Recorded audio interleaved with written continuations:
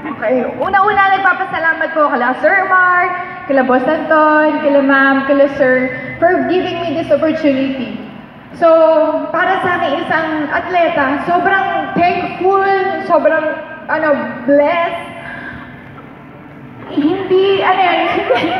Hindi ko ma-explain yung feeling kasi, syempre, alam ko yung paghihirap, nakita nila Sir Mark kung paano ko inalagaan yung career ko, kung paano ko dinisiplina yung sarili ko. Kasi may pangarap ako.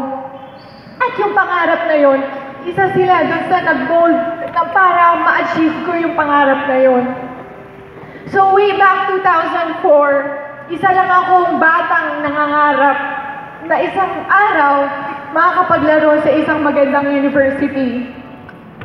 At yung araw na yun, hindi ako binigo ng FEU. Tinanggap nila ako, hindi po ako marunong mag-volleyball. Ni mag-service, hindi ko po kaya. Ni mag-deep-pass, hindi ko po kaya. So, walang hindrance na porket hindi ako marunong, hindi na nila ako binigyan ng opportunity. Andiyan sila Coach Kid, sila Coach George, sila Coach Ebok. Sila yung nagpalakas sa akin ng loob na magtsaga ka lang. Magtsaga ka lang. Kasi potential ka. Matangkad ka.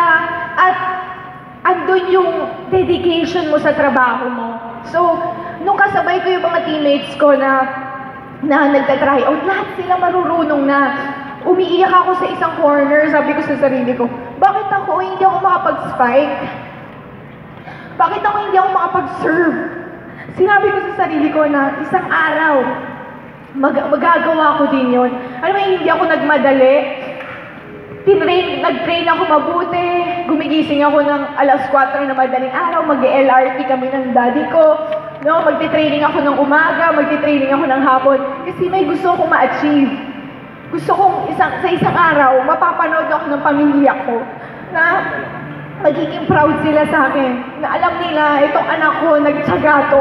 Hindi siya marunong. Pero dahil sa pagtsatsaga niya, na-achieve niya yung dream niya. So, yun yung FEU ang tumulong sa akin para makamit ko yung dream ko na yun. After ko ng college, hindi nila ako hinigpitan. Dahil alam nilang mag-grow ako as a player, pinayagan nila ako maglaro sa Army. Yun yung una-unang club na sinalihan ko. So, pinahiram ako ng Sir Mark. Tapos, dumating din yung opportunity na naging coach ako. So, talaga yung FEU, simula sa umpisa pa lang, nandyan yung suporta nila sa akin. So, alam mo yun, gusto ko sana maging inspirasyon sa inyong lahat na hindi imposible na makamit niyo yung mga pangarap niyo kung nandyan talaga yung puso niyo na matupad yung dream na yun. Sabi ko pa nung first year ako, bench player lang ako Bench player lang ako. The second year, meron akong award. May award ako, best server. Sabi ko sa coach ko, Coach, baka dahil cute ako, kaya ako may award. Sabi ko, baka naman dahil nakyutan lang sa akin, ganun lang. Di totoo yun yung sabi ko, hindi pa ako naniniwala na marunong ako. Hindi ko alam na may talent pala ako. Kasi hindi ako kontento. Hindi ako kontento na second year pa lang ako may award na ako. Parang sa akin, hindi, papatunayan ko na hindi dahil cute lang ako, may award ako. Hindi, totoo yun yung nasa isip ko. Hala, baka nagandahan lang sa akin, kaya may award ako. Yun sabi ko kay Coach Kid. So, nung third year ako, nagka-award ulit ako.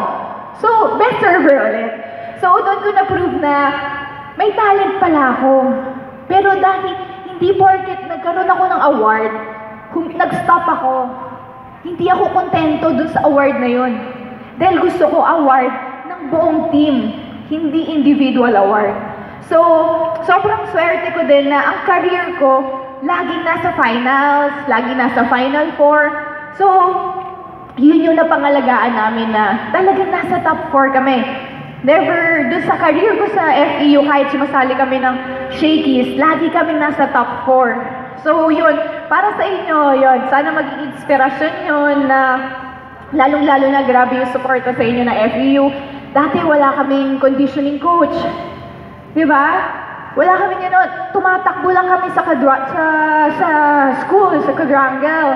So, nag-ano kami, doon lang kami sa court, doon lang kami nagsi-sit-ups, doon lang kami nagpo-push-ups, wala pa kaming weights room that time. So hanggang sa nag-improve, hanggang sa nagkaroon kami ng spark. So ayun.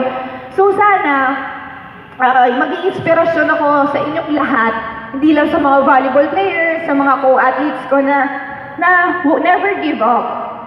So, lagi nyo, kunyari, pag napanghihinaan na kayo ng loob, lagi nyo isipin kung saan kayo nanggaling. Lagi dapat kayo may pinanghuhugutan dahil may gusto kayong ma-achieve. So, sobrang proud ako at nakapag-represent ako ng Philippines sa World Championship. So, sobrang 1 in a million yung opportunity na yon. At naging captain pa ako doon. So, alam ko naman na proud yung FEU na isa akong dugong tama raw at nagre-represent ng country natin para sa World Club Championship. So, para sa inyong mga athletes yun, magtsaga lang tayo, walang imposible. Lalo na ang nagdala din sa akin kung nasan man ako ngayon is yung disiplina ko. Disiplina bilang student-athlete, hindi porket student-athlete, athlete ka lang. So, dapat student and athlete. So, good luck sa mga games nyo, lalong-lalo na sa volleyball team. I know talaga na kaya natin pumasok and mag-champion ulit.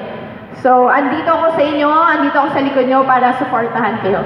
So, maraming salamat sa oras nyo at nandito kayo lahat. So, maraming salamat po. Alright, thank you so much, Miss Rachel. You're truly an inspiration to all FEU athletes.